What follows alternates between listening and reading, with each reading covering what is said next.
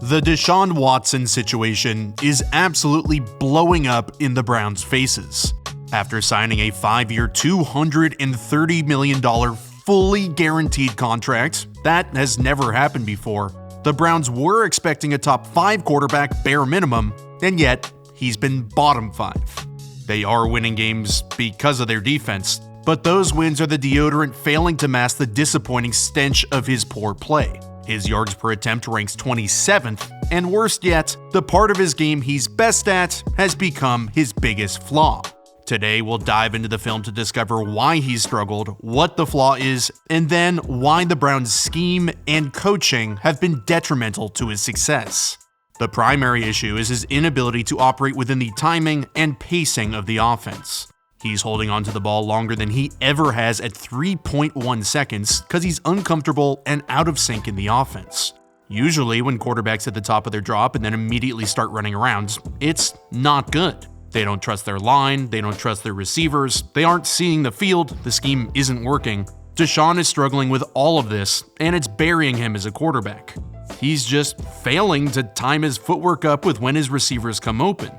Good quarterbacks in well-designed systems hit the top of their drop, which is synchronized precisely with when receivers are about to turn around for the ball. So here on 3rd and 8 against zone coverage where Joey Porter Jr. is going to turn his back to the sideline and bail out, Elijah Moore's speed out is going to be wide open. However, it's plays like these which show why the Browns are 31st in third down conversion percentage. Watson takes his drop, but look at how he hitches in the pocket instead of getting set to throw in his 4th step. Speed outs are timing routes, so there's very specific footwork the quarterback needs to execute. It has to be thrown to a very specific spot on the field. But since he's late, it gives Porter time to come back into the picture, and he comes way too close to intercepting the pass. Playing within the system just has not been one of his strengths this season or in his Browns career. We are 11 games into this thing, and yet a guy who excelled balancing playing within structure and breaking outside of it just looks lost. He's trying to determine whether Keanu Neal will cut the crosser or drop back for the deeper route.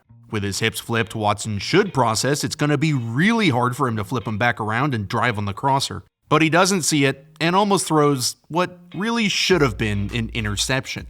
These footwork and processing errors have forced him to hold on to the ball longer, which in his Houston days was one of his strengths, but now has turned into his biggest weakness. He is atrocious outside of the pocket.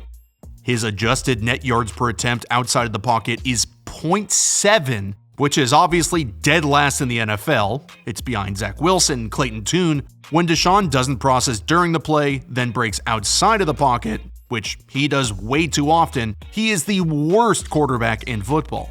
On the play he got concussed, the Browns have a good concept against the Colts' coverage. When offenses spread out into an empty formation with 3 receivers to one side and 2 on the other, the defense wants to make sure they have one more defender, so 4 and 3, which means they'll play a 2 high safety coverage to make sure they have a safety over the top on each side of the formation. Good quarterbacks can attack this middle part of the field, that's why the Browns got Deshaun Watson, but he's struggling to read coverages and play good football. They have a levels concept with David Njoku's route converting to attack the middle of the field, so Watson has to adjust his read defender to the Mike linebacker Zaire Franklin. If Franklin carries Njoku, the concept has Elijah Moore cutting in right underneath. So when Franklin sits underneath, Watson needs to fire this right behind his head to the open window. But Deshaun likes to run and get out of the pocket when he shouldn't, which is where he's suddenly struggling. Breaking the pocket early kills your stats, it kills your offense. When you start running, you're often leaving completions on the field, and then, even worse, they become turnovers. Passing concepts are designed to come open at specific moments, so when you break the design, you're playing with fire. Again on 3rd and 8, Jalen Jones is playing a similar technique to Joey Porter Jr., so Amari is open if Watson hits him on time. If he stays in the pocket, he could hit Marquise Goodwin, who is vertically stretching Jones with the 2 receivers going high and low to force him into making a decision. But Watson breaks the pocket even though it's clean and squeezes the ball into coverage, and it's intercepted. Before the play, he audibles to a full slide protection to account for the blitz, so he's all protected and doesn't need to go anywhere since there are no free runners. He's got a clean pocket, but still, he bails and throws it late down the field, which is never a good idea. Before we dive deeper into how the Browns' scheme also affects him, I want to shout out this season sponsor, PrizePicks. PrizePicks is a daily fantasy sports site where you can pick players every day. They've got NBA, MLB, NHL, PGA, all the sports. NBA starting up, NFL's been cooking. If you want to play, PrizePicks has got you covered. To get going, you choose 2 to 6 players and select whether they go higher or lower than their projection. This week, I like Antonio Pierce to feed Josh Jacobs against the Jets, who give up the 3rd most rushing yards in the league, and I'm worried Mike Thomas is dust after 0 catches last week. PrizePicks is a ton of fun to play. It's the only app I've used all season. Football is at its best when you're sweating out Taysom Hill not throwing a single pass. Damn. They make it easy to get your money out. They make it easy to play in just a couple of seconds. If you want to give it a shot, use my promo code Rollins and they'll match your first deposit up to $100. That's promo code Rollins. While Watson has been bad, hasn't looked like his old self at all, statistically horrible, the Browns' offensive scheme has almost just as many problems. There is some weird issue that pops up on damn near every single play, which just makes things harder for him in the offense to do its job, and adds to the stress of the quarterback not playing good football. There are tons of times where Watson thinks he's supposed to lead the receiver, but he stops. Watson throws it for him to sit down, he's still running. Like here where they're running stick, so there's an outbreaking route which can sit down against zone coverage, but this is clearly man coverage. So Harrison Bryant should run away from Alex Highsmith, but he kinda sits down and Watson thinks he's gonna keep going. Bryant might have gotten confused because on normal stick concepts, Jordan Akins is running deep to clear out the area. You can see what it's supposed to look like up top on the 3 receiver side, but Akins sits down, so Bryant might have gotten confused. There are just multiple weird issues on a very simple base concept. There's a lack of cohesion with each individual player, where somebody doesn't do their job, somebody doesn't do their assignment. Every single guy needs to be on the same page every play, but they are routinely not. On a longer developing concept where we get Elijah Moore, the wide receiver, matched on linebacker Quan Alexander, watch how Moore takes this option route vertical, which is just unfair against a slower defender. Watson knows Moore is gonna come open. He also has 2 vertical routes to his left. This is a longer developing play, but the lack of offensive cohesion and attention to detail gets him sacked. Why? Because their Pro Bowl right guard Wyatt Teller jump sets the 3 technique, so the play doesn't stand a chance. Jump setting is when the offensive lineman quickly hits the pass rusher to stone him in place. It's usually reserved for quick game concepts since we're worried about protecting the quarterback early in the down, and if we whiff, the ball will still come out. So it doesn't make any sense at all on a longer developing concept like this one. So the scheme and design of the play mess everything up.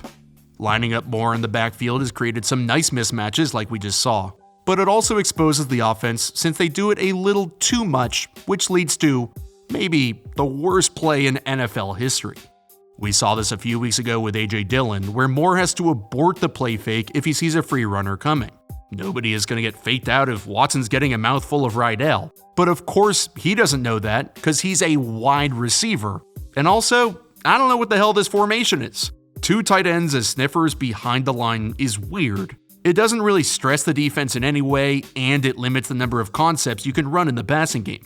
And then to loop this back to Watson, when he sees the free runner, he's hot because Moore messes this up.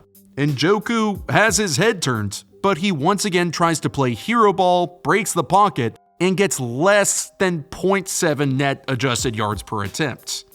One final issue is that I just don't think he trusts the talent the Brownies have surrounded him with, which is what happens when you get his humongous load of a salary. Amari is obviously awesome, but they just traded Donovan Peoples-Jones. Elijah Moore has been pretty meh. And Njoku isn't really much of a difference maker, and beyond that, there's really no one. Even in schematically advantageous looks, he just doesn't trust his guys to win, where here he audibles to a shock concept, which is a 1-high man coverage beater, exactly what the Bengals are playing. If the QB can keep the safety in the middle of the field with his eyes, he's got the entire field to throw this fade route outside. But Watson just doesn't trust Peoples-Jones, and they can't capitalize on a good look, which you only get a few of every game. The Texans' Deshaun Watson was at his best spreading the ball around, spreading out the formation with D-Hop and Will Fuller, but the Browns are a run-first, under-center play-action team, heavy personnel. This just feels like a weird fit. Watson isn't playing like a franchise quarterback, let alone a quarterback with the first and now maybe last fully guaranteed contract in NFL history, and the Browns coaching staff isn't doing him any favors schematically. Watson's strength, his ability to extend the play, has turned into his greatest weakness. He's currently the worst in the league, and the Browns, while 5-3, look bleak on offense in the present and into the future. If they can get him back to his previous form, get him comfortable in their offense, fix their design problems, they will be absolutely humming. And with what should be a top 5 quarterback in this defense, the Browns have the potential to be unstoppable.